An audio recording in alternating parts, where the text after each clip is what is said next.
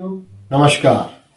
आज मैं आपके समक्ष कक्षा 11वीं की हिंदी की पाठ्य पुस्तक अभिव्यक्ति और माध्यम में संकलित स्ववृत्त लेखन और रोजगार संबंधी आवेदन पत्र की प्रस्तुति लेकर उपस्थित हुआ हूं। आओ अपनी प्रस्तुति की ओर आपको ले चलो।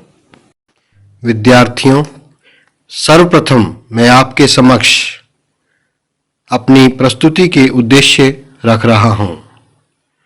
इस प्रस्तुति के अंत तक आप समझ पाएंगे स्ववृत्त क्या है, स्ववृत्त लेखन में दी जाने वाली सूचनाएं कौन कौन सी हैं, स्ववृत्त लेखन की विशेषताएं कौन कौन सी हैं, स्ववृत्त का उदाहरण का प्रारूप कैसा हो, रोजगार के लिए आवेदन पत्र क्यों जरूरी है तथा रोजगार के लिए आवेदन पत्र का प्रारूप कैसा हो। आओ अब मैं आपको स्ववृत्त क्या है इसकी ओर ले चलता हूं। चित्र को ध्यान से देखिए। चित्र में विद्यार्थी दिखाया गया है। विद्यार्थी विद्यालय जाता है। उसके मस्तिष्क में अनेक प्रश्न उठते हैं कि वह जीवन में क्या करे और कौन सा मार्ग चुने। कुछ विद्यार्थी नौकरी करना चाहते हैं, कुछ अपना स्वतंत्र उद्योग स्थापित करना चाहते हैं तथा कुछ व्यवसाय करना चाहते हैं। विद्यार्थियों के दिमाग में अपने भविष्य को लेकर कई तरह की कल्पनाएं होती हैं। कुछ विद्यार्थी डॉक्टर बनना चाहते हैं, कुछ इंजीनियर बनना चाहते हैं, कुछ मैनेजर बनना चाहते हैं तथा कुछ अध्यापक बनना चाहते हैं। विद्यार्थी जीवन होता ही है कल्पनाओं का संचार, रचने और उसे हकीकत में बदलने का एक प्रयास। एक दिन छात्र जीवन अपनी परिणति प्राप्त करता है और फिर छात्र अपनी कल्पना के महल के दरवाजे पर दस्तक देने लगते हैं। विद्यार्थियों को अपने लक्ष्य अध्यापक बनना, डॉक्टर बनना, वकील बनना, इंजीनियर बनना आदि को प्राप्त करने के लिए आवश्यकता होती है स्ववृत्त लेखन और रोजगार संबंधी आवेदन पत्र की। आओ जाने स्ववृत्त का अर्थ क्या है तथा स्ववृत्त लेखन किस प्रकार किया जाता है। विद्यार्थियों, स्ववृत्त का अर्थ है अपना वृत्तांत। अंग्रेजी में इसे बायोडाटा, करिकुलम वाइटे तथा रेज्यूम के नाम से भी जाना जाता है। स्ववृत्त लेखन, ध्यान से सुने। स्ववृत्त एक विशेष प्रकार का लेखन है जिसमें किसी विशेष उद्देश्य को ध्यान में रखते हुए किसी व्यक्ति के बारे में उपलब्ध सूचनाओं को क्रमबद्ध ढंग से संकलित किया जाता है। उद्देश्य के अनुसार स्ववृत्त में सूचनाओं का विस्तार, उनकी क्रमबद्धता आदि में परिवर्तन हो सकता है। इसमें प्रवाह व अनुशासन दोनों ही होने चाहिए। प्रायः रोजगार प्राप्त करने के लिए स्ववृत्त भेजने की आवश्यकता पड़ती है। स्ववृत्त सुंदर और आकर्षक होना चाहिए। जिस प्रकार एक अच्छा दूत या प्रतिनिधि अपने स्वामी का एक सुंदर और आकर्षक चित्र प्रस्तुत करता है, उसी प्रकार एक अच्छा स्ववृत्त नियुक्तिकर्ता के मन में उम्मीदवार के प्रति अच्छी और सकारात्मक धारणा उत्पन्न करता है। एक अच्छा स्ववृत्त किसी चुंबक की तरह होता है जो नियुक्तिकर्ता को अपनी ओर आकर्षित कर लेता है। आज के युग में रोजगार प्राप्त करने के लिए स्ववृत्त निर्माण की कला में निपुण होना अति अनिवार्य है। यदि उम्मीदवार एक अच्छा स्ववृत्त का निर्माण कर लेता है, उसकी कला में निपुण हो जाता है तो वह नियुक्तिकर्ता को अपनी ओर आकर्षित करने में सफल हो जाता है। स्ववृत्त लेखन में दी जाने वाली सूचनाएं। विद्यार्थियों, सबसे पहले स्ववृत्त लेखन में व्यक्ति परिचय देना होता है। व्यक्ति परिचय में उम्मीदवार का नाम, पिता व माता का नाम, जन्म तिथि व जन्म स्थान, इसके उपरांत लिंग व जाति, पत्र व्यवहार का पता, telephone number oblique mobile number उम्मीदवार अपना लिखता है और इसके उपरांत ईमेल का पता उम्मीदवार के द्वारा लिखा जाता है। व्यक्ति परिचय के उपरांत उम्मीदवार को अपनी शैक्षणिक योग्यता के बारे में बताना होता है। इसमें सूचनाओं को एक सारणी के रूप में प्रस्तुत किया जाता है। आपके समक्ष सारणी का एक प्रारूप दिया गया है। सारणी में सबसे पहले डिप्लोमा या डिग्री का नाम दर्शाना होता है। उसके उपरांत स्कूल या कॉलेज जहां से यह डिग्री या डिप्लोमा उत्तीर्ण की है, बोर्ड या विश्वविद्यालय, जिस बोर्ड या विश्वविद्यालय से यह परीक्षा उत्तीर्ण की है उसका जिक्र यहां करना होता है। किस वर्ष में उत्तीर्ण की है, प्राप्तांक कितने रहे हैं, कुल अंक कितने रहे हैं, कितने प्रतिशत प्राप्त किए हैं, कौन सी श्रेणी में परीक्षा उत्तीर्ण की है, कौन कौन से विषय उम्मीदवार के द्वारा परीक्षा में पढ़े गए हैं उसका यहाँ जिक्र होता है और अन्य कोई यदि कोई सूचना होती है तो वह यहाँ प्रदान की जाती है। स्ववृत्त लेखन में शैक्षणिक योग्यता के उपरांत अनुभव का वर्णन करना होता है। यदि उम्मीदवार के पास किसी कार्य का विशेष अनुभव है तो इसमें वर्ष के अनुसार इसका विवरण दिया जाता है। इसके उपरांत कार्योत्तर गतिविधियां जो उम्मीदवार के द्वारा की गई होती हैं उनका यहाँ वर्णन दिया जाता है। इसमें उम्मीदवार द्वारा खेल, भाषण, वाद विवाद, कला आदि क्षेत्रों की प्रतियोगिताओं में प्राप्त अपनी उपलब्धियों का विवरण दिया जाता है। यह उपलब्धियां खंड स्तर पर, जिला स्तर पर, राज्य स्तर पर तथा राष्ट्रीय स्तर पर हो सकती हैं। इसके उपरांत स्ववृत्त लेखन में दी जाने वाली सूचनाओं में पांचवा बिंदु जो है वह है सम्मानित व्यक्तियों का विवरण जो उम्मीदवार को जानते हैं। इसमें उम्मीदवार उन सम्मानित व्यक्तियों का विवरण दे सकता है जो उसे भली भांति जानते हैं। विवरण का प्रारूप इस प्रकार होता है। पहले नाम लिखा जाता है, उसके उपरांत पदनाम तथा संस्था का पता। स्ववृत्त लेखन में दी जाने वाली सूचनाओं का वर्णन जानने के उपरांत आओ जाने स्ववृत्त की विशेषताएं कौन कौन सी होती हैं। विद्यार्थियों, हम जानते हैं कि आज एक रिक्त पद के लिए हजारों उम्मीदवार स्ववृत्त व आवेदन पत्र भेजते हैं। इनमें से कुछ लोगों को ही साक्षात्कार के लिए बुलाया जाता है। यदि स्ववृत्त ही नियोक्ता को प्रभावित करने में असफल रह जाता है तो उम्मीदवार उस प्रतियोगिता से ही बाहर हो जाता है।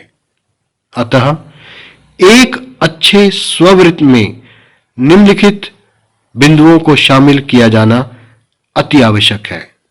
तो ये कौन कौन से बिंदु हैं, आओ एक एक करके उनका वर्णन आपके समक्ष प्रस्तुत करता हूं। विद्यार्थियों, स्ववृत्त की विशेषताएं। सबसे पहली विशेषता है आकार प्रकार। स्ववृत्त इतना विस्तृत नहीं होना चाहिए कि नियोक्ता उसे पढ़ते पढ़ते अपना धैर्य ही खो दे तथा अनेक महत्वपूर्ण पहलुओं की अनदेखी कर दे। इसी प्रकार स्ववृत्त इतना संक्षिप्त भी नहीं होना चाहिए कि उसमें सभी महत्वपूर्ण पहलुओं को स्थान ही न मिल सके।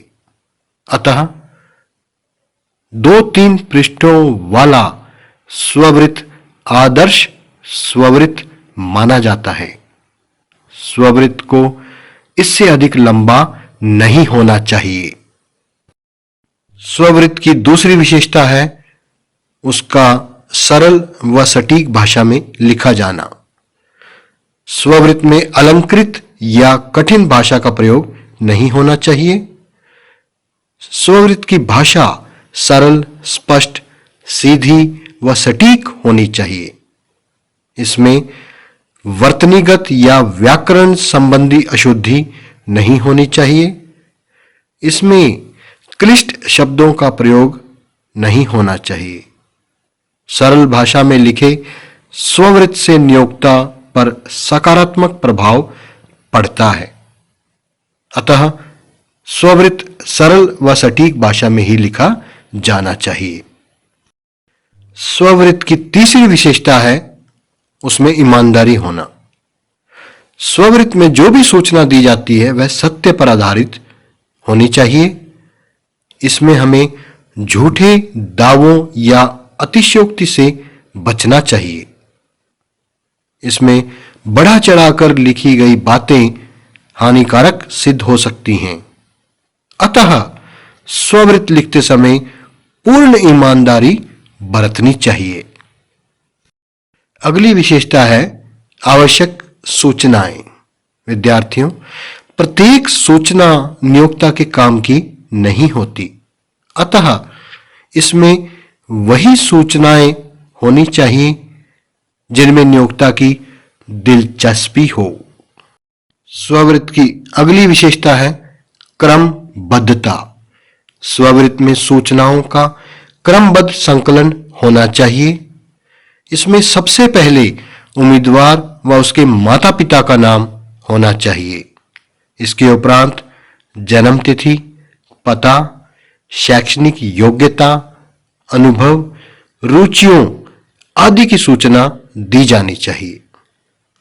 इससे स्ववृत्त को पढ़ने वाला उसे रुचिपूर्वक पढ़ेगा और उसे हर प्रकार की जानकारी सही रूप में मिल जाएगी। स्ववृत्त की अंतिम विशेषता है अनुभव एवं ज्ञान का वर्णन। विद्यार्थियों, स्ववृत्त लिखते समय उम्मीदवार को अपने ज्ञान एवं अनुभव का वर्णन अवश्य करना चाहिए, क्योंकि ज्ञान एवं अनुभव ही जीवन को सार्थकता प्रदान करते हैं। विद्यार्थियों, अब आपके समक्ष प्रस्तुत है स्ववृत्त का एक प्रारूप उदाहरण के रूप में। सबसे पहले स्ववृत्त में उम्मीदवार का फोटो लगाया जाता है। उसके उपरांत उम्मीदवार अपना नाम लिखता है। यथा यहां आप देख रहे हैं, नाम उम्मीदवार का है अशोक कुमार, पिता का नाम श्री रामजी दास, माता का नाम श्रीमती शिव कुमारी। इसके उपरांत जन्म तिथि व जन्म स्थान 6 दिसंबर 2000 को जन्म हुआ, करनाल हरियाणा में हुआ। पत्राचार का पता मकान number 347, sector 19 part 1, urban estate Karnal Haryana. Pin code 120001। स्थायी पता उपर्युक्त या सम। Telephone number 0184 22717777। Mobile number 9729017177। Mobile number के उपरांत ईमेल पता लिखा जाता है। यथा ak0647@gmail.com। तदुपरांत शैक्षणिक योग्यताएं लिखी जाती हैं। इसका एक प्रारूप आपके समक्ष दर्शाया गया है।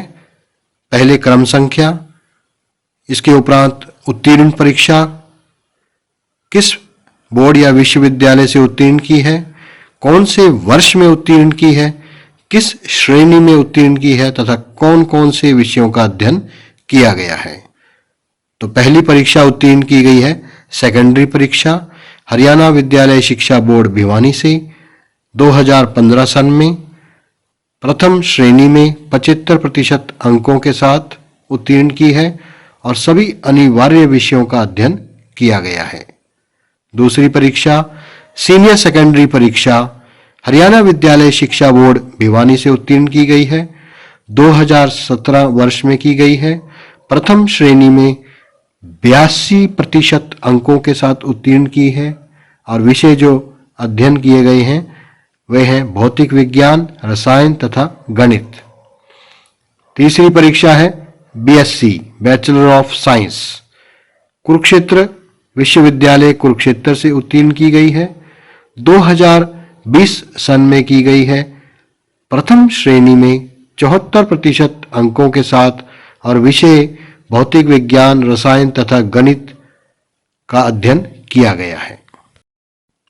शैक्षणिक योग्यताओं के उपरांत अन्य संबंधित योग्यताएं जो हैं उनका वर्णन प्रस्तुत करना होता है, यथा जर्मनी भाषा का तथा हिंदी टंकन का ज्ञान है। उपलब्धियां राज्य स्तर पर भाषण प्रतियोगिता में प्रथम स्थान प्राप्त किया गया है। कार्योत्तर गतिविधियां व अभिरुचियां क्रिकेट खेल में रुचि है, गाना गाने में रुचि है। सम्मानित व्यक्ति जो मुझसे परिचित हैं डॉक्टर अनिल कुमार हिंदी प्राध्यापक करनाल तथा श्री राकेश कुमार क्रिकेट कोच करनाल। विद्यार्थियों, सम्मानित व्यक्तियों का परिचय देने के उपरांत अंततः जिस दिनांक को स्ववृत्त लिखा जाता है उस दिनांक का यहाँ वर्णन करना होता है, यथा 17 जनवरी 2021 को यह स्ववृत्त अशोक कुमार द्वारा तैयार किया गया।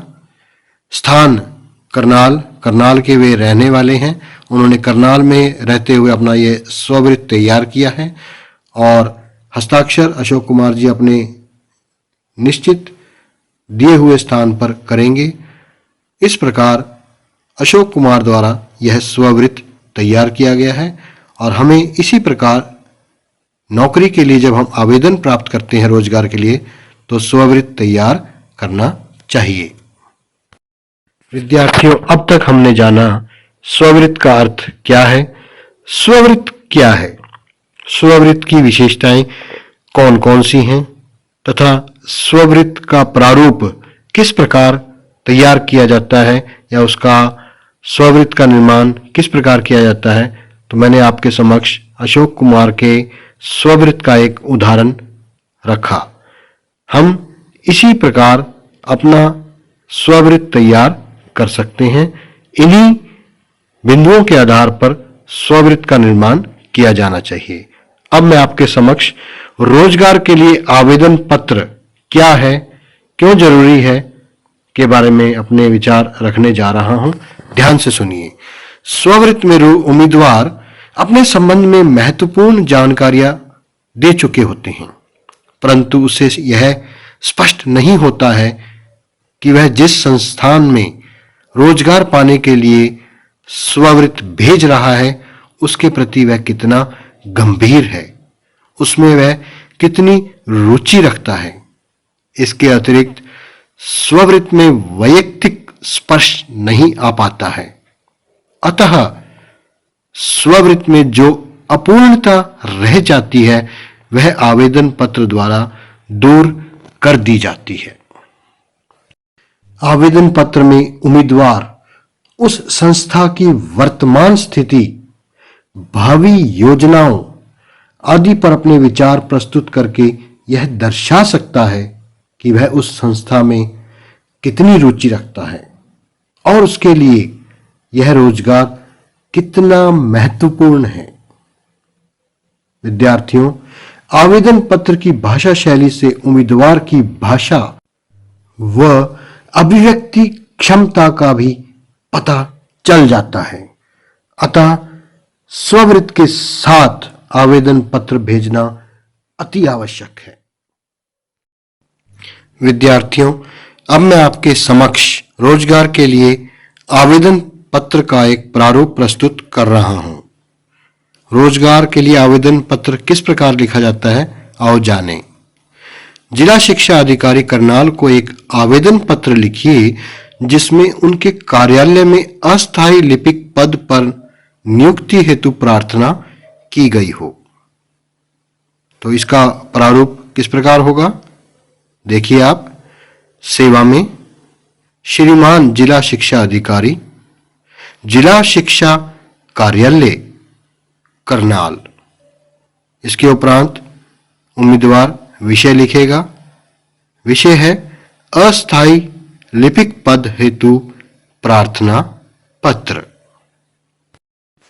विषय लिखने के उपरांत उम्मीदवार को पत्र में जो बातें प्रस्तुत करनी होती हैं वे लिखी जाती हैं। यथा देखिए आप, श्रीमान जी, सविनय निवेदन है कि दैनिक जागरण समाचार पत्र में प्रकाशित विज्ञप्ति के अनुसार मैं आपके कार्यालय में अस्थायी लिपिक पद के लिए अपना आवेदन पत्र प्रस्तुत कर रहा हूं। मेरी शैक्षणिक योग्यता आदि का विवरण इस प्रकार है। सेकेंडरी परीक्षा उत्तीर्ण प्रथम श्रेणी में की, प्राप्तांक 75% अंक प्राप्त किए, सन 2015 में यह परीक्षा उत्तीर्ण की, भिवानी बोर्ड हरियाणा से उत्तीर्ण की। दूसरी परीक्षा सीनियर सेकेंडरी परीक्षा है, उत्तीर्ण प्रथम श्रेणी में की, प्राप्तांक 82%, सन 2017 में उत्तीर्ण की, भिवानी बोर्ड हरियाणा से। तीसरी परीक्षा है बीएससी बैचलर ऑफ साइंस, उत्तीर्ण की, प्रथम श्रेणी में उत्तीर्ण की, प्राप्तांक 74%, सन 2020 में यह परीक्षा उत्तीर्ण की और कुरुक्षेत्र विश्वविद्यालय कुरुक्षेत्र से यह उत्तीर्ण की। मैं स्वस्थ एवं कर्मठ युवक हूं। मैंने उपर्युक्त सभी परीक्षाएं नियमित छात्र के रूप में उत्तीर्ण की हैं। मैं शिक्षा काल में सांस्कृतिक कार्यक्रमों में भाग लेता रहा हूं।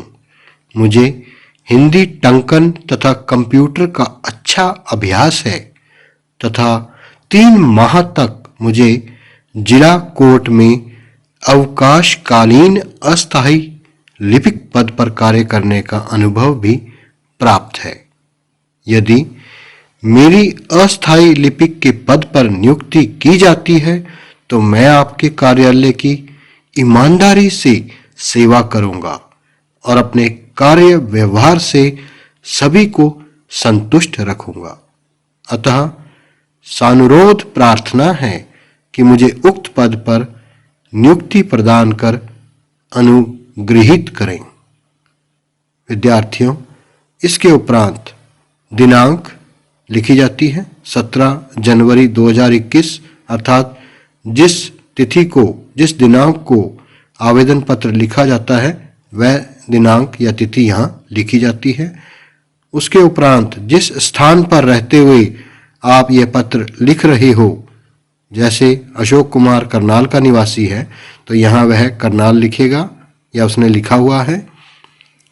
विनीत, उसके बाद पत्र लिखने वाले का अर्थात उम्मीदवार का नाम व पता लिखा जाता है, जैसे कि यहाँ अशोक कुमार पुत्र श्री रामजी दास, मकान number 347, sector 19, part 1, urban estate, Karnal, Haryana लिखा हुआ है।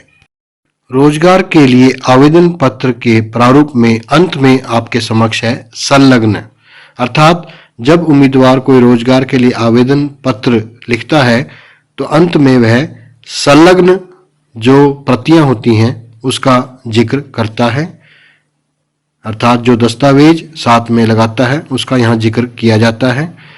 यथा यहाँ अंक तालिकाएं 3 सेकेंडरी, सीनियर सेकेंडरी और बीएससी की सत्यापित प्रतिलिपि लगाई गई हैं। चरित्र प्रमाण पत्र की कॉपी, जन्म तिथि प्रमाण पत्र की कॉपी, अनुभव प्रमाण पत्र की प्रति, हरियाणा रिहायशी प्रमाण पत्र का प्रमाण और स्वास्थ्य प्रमाण पत्र, ये सभी दस्तावेज संलग्न के अंतर्गत आते हैं। विद्यार्थियों, यह थी मेरी प्रस्तुति। अब आपके समक्ष सारांश प्रस्तुत कर रहा हूं। इस प्रस्तुति को देखने के बाद आपने मेरे अनुसार समझ लिया होगा स्ववृत्त क्या है, स्ववृत्त लेखन में दी जाने वाली सूचनाएं कौन-कौन सी हैं, स्ववृत्त लेखन की विशेषताएं कौन-कौन सी हैं, स्ववृत्त का उदाहरण का प्रारूप कैसा होता है, रोजगार के लिए आवेदन पत्र क्यों जरूरी होता है तथा रोजगार के लिए आवेदन पत्र का प्रारूप कैसा होना चाहिए। अब मैं आपके समक्ष इस प्रस्तुति को लेकर कुछ पुनरावृत्ति प्रश्न लेकर आ रहा हूं जो आपके समक्ष आगे आ रहे हैं। आपने इन प्रश्नों को ध्यान से सुनना है तथा उनके उत्तर देने हैं। स्ववृत्त डैश के परिचय से आरंभ होता है। ऑप्शन है समाज या व्यक्ति, तो इसका उत्तर क्या होगा? इसका उत्तर होगा व्यक्ति के परिचय से आरंभ होता है। दूसरा वाक्य, स्ववृत्त में प्रत्येक सूचना डैश के काम की नहीं होती। ऑप्शन है नियोक्ता या उम्मीदवार, तो किसके काम की नहीं होती? नियोक्ता के। तीसरा वाक्य है आपके समक्ष, एक अच्छा स्ववृत्त किसी डैश की तरह होता है। ऑप्शन है संगमरमर या चुंबक, तो किसकी तरह होता है? चुंबक की तरह। चौथा वाक्य है डैश पाने के लिए स्ववृत्त भेजने की आवश्यकता पड़ती है। डिग्री पाने के लिए या रोजगार पाने के लिए, तो इसका उत्तर क्या होगा विद्यार्थियों? इसका उत्तर होगा रोजगार पाने के लिए। अगला प्रश्न है आपके समक्ष, एक आदर्श स्ववृत्त लेखन में कितने पृष्ठ होने चाहिए? ऑप्शन है 4, 3, 2 या 3 या 5, तो कौन सा सही ऑप्शन है? इसका ऑप्शन है 2 से 3। अगला प्रश्न ध्यान से सुने, स्ववृत्त में किस किस का होना अति आवश्यक है? ऑप्शन है अलंकृत भाषा का, प्रवाह का, अनुशासन का या प्रवाह व अनुशासन दोनों का, तो कौन सा ऑप्शन सही है? सोचकर बताएं। इसका सही ऑप्शन है प्रवाह व अनुशासन दोनों का होना अति आवश्यक है। अब आपके समक्ष निम्नलिखित वाक्यों में सही गलत का चयन करें लेकर आया हूं। पहला वाक्य है स्ववृत्त एक विशेष प्रकार का लेखन है। यह कथन सही है या गलत? सोचकर उत्तर दें। तो क्या है इसका उत्तर? इसका उत्तर है यह कथन सही है। दूसरा वाक्य है स्ववृत्त में अलंकारमय शब्दावली का प्रयोग किया जाना चाहिए। यह कथन सही है या गलत? तो यह उत्तर है इसका गलत, क्योंकि स्ववृत्त में सरल व सटीक भाषा का प्रयोग किया जाना चाहिए। तीसरा वाक्य है स्ववृत्त में जो अपूर्णता रह जाती है वह आवेदन पत्र द्वारा दूर हो जाती है। तो विद्यार्थियों, यह कथन सही है या गलत? सोचकर उत्तर दें। स्ववृत्त में जो अपूर्णता रह जाती है वह आवेदन पत्र द्वारा दूर हो जाती है, यह कथन सही है। अंतिम वाक्य स्ववृत्त लेखन में पूर्ण ईमानदारी होनी चाहिए। यह कथन सही है या गलत? तो यह कथन भी पूर्णतः सही है, क्योंकि एक अच्छा स्ववृत्त वही होता है जिसमें पूर्ण ईमानदारी पाई जाती है। विद्यार्थियों, यह थी मेरी स्ववृत्त लेखन एवं रोजगार संबंधी आवेदन पत्र की प्रस्तुति। मुझे आशा ही नहीं, पूर्ण विश्वास है कि मेरी यह प्रस्तुति आपको अच्छी तरह समझ आ गई होगी। अंत में मैं आप सभी का दिल से आभार प्रकट करता हूं और धन्यवाद करता हूं।